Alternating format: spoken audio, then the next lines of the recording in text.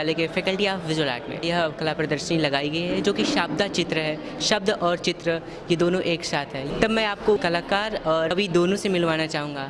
मैं डॉक्टर रचना शर्मा, राजकीय महिला महाविद्यालय DLW वाराणसी में मैं एसोसिएट प्रोफेसर संस्कृत के पद पर कार्यरत। मेरा नाम मिठाई लाल है और मैं यहाँ चित्रकला विभाग में शोध छात्र हूँ। हिंदी में कविताएं लिखती हूँ। मेरे 2 कविता संग्रह आ चुके हैं। एक पुस्तक काशी के ऊपर है, जिसमें काशी के रहस्य के बारे में बतलाया गया है, और एक पुस्तक मेरे निबंधों का संग्रह है, जिसमें पुरातन संस्कृति अधुनातन दृष्टि उसका मैंने नाम दिया है।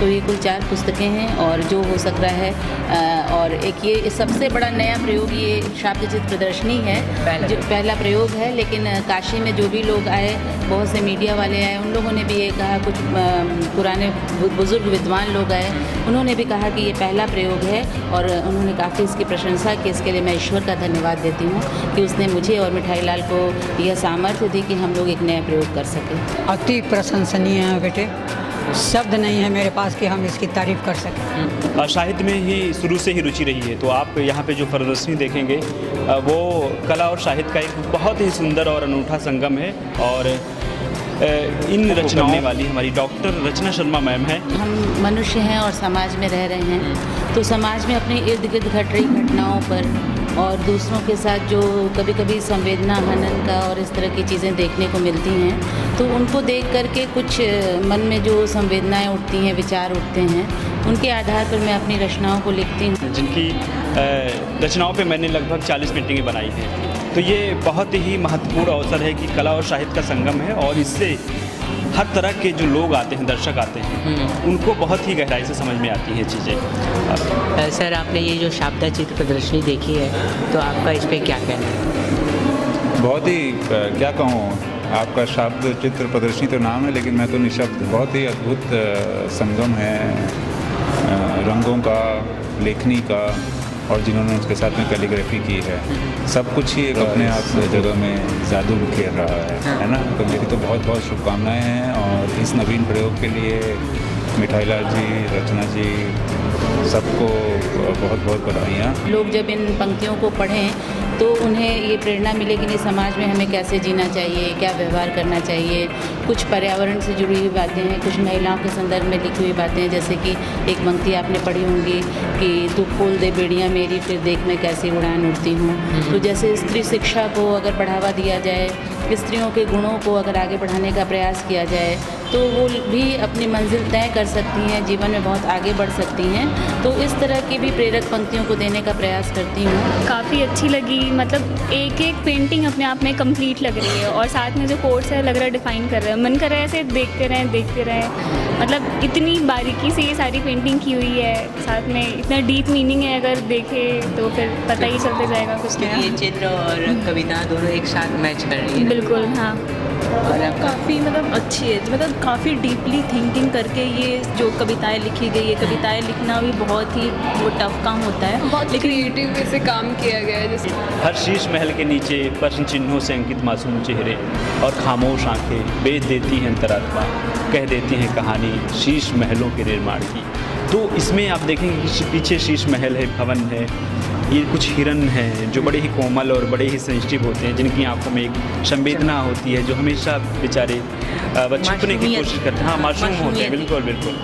तो उनका आज क्या है कि अस्तित्व को हम लोग सोचते नहीं हैं। ऐसे असंख्य मासूम चेहरे हैं जो प्रकृति का हिस्सा है, और जिनके बिना हमारा जीवन का कोई अस्तित्व नहीं है। तो उनके जीवन का क्या होगा कुछ पता ही नहीं है। और आप देख रहे हैं कि ये तपिश जो है, ये सूर्य जो है वो गर्म होता चला जा रहा है, लेकिन हम महल पे महल खड़ा करते जा रहे हैं। आपने बहुत गहनता से इसको चित्रित करने की कोशिश करी है। आपने ये जो हिरन दिखाया और इसके पीछे ये सूरज दिखाया और महल दिखाया कि महल पे महल लोग बनाते जा रहे हैं, लेकिन एक खुशी जो पानी चाहिए लोगों को वो पा नहीं रहे, और वो सांसारिक दुनिया में घूम रहे हैं। मैं यही कहना चाहूँगा कि ऐसा जो एक समन्वय रहा है कविता और चित्र का, वो पहली बार हुआ है हमारे फैकल्टी में। पहले भी इससे प्रदर्शनी हो चुकी हैं, हमारे मिठाई लाल भैया ने ही की है।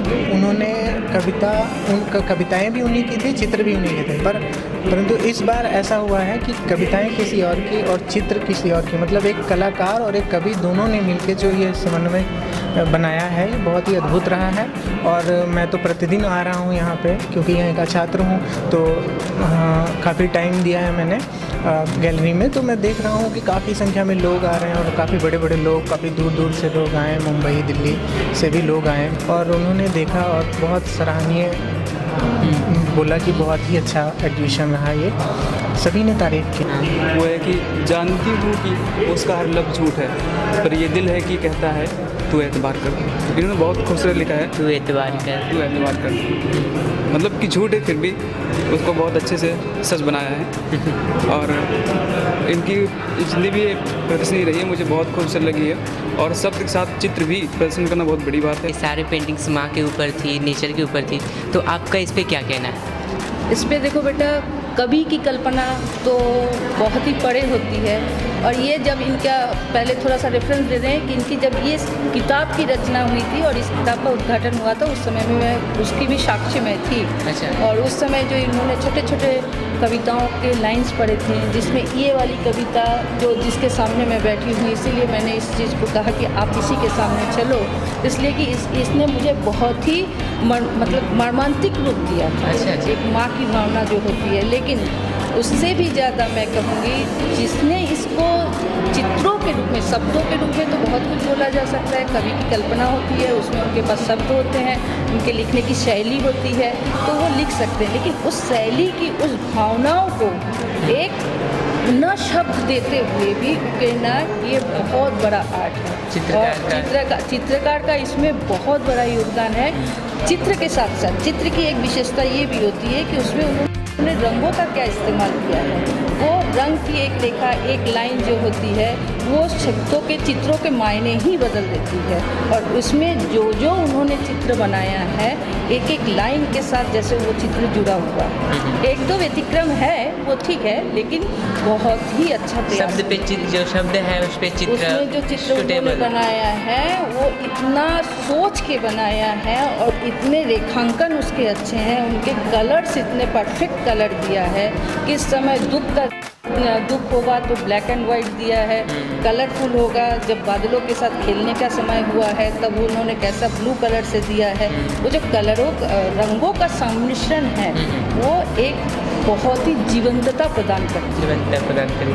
हाँ, देखिए जैसे कि ये शोक का चित्र है, ये शोक का चित्र है और कोई आत्मा को आज तक देख नहीं पाया है, उसको महसूस किया जा सकता है। इसलिए उसमें कितना मतलब क्या कहते हैं, ऐश कलर और रेड के साथ ऐश कलर का मिश्रण जो हुआ है, एक एहसास का एहसास करवा रहा है। वो कभी किसी ने देखा नहीं है, वो केवल एहसास हो सकता है। उस एहसास को करने के लिए उन्होंने इस कलर का दिया है।